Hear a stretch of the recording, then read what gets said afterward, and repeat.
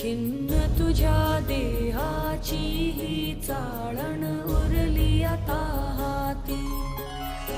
आम्ही राज तुझे निटमू सारे आज तुझ्या पायी. आता हिरवा शालू घेऊ तुझा.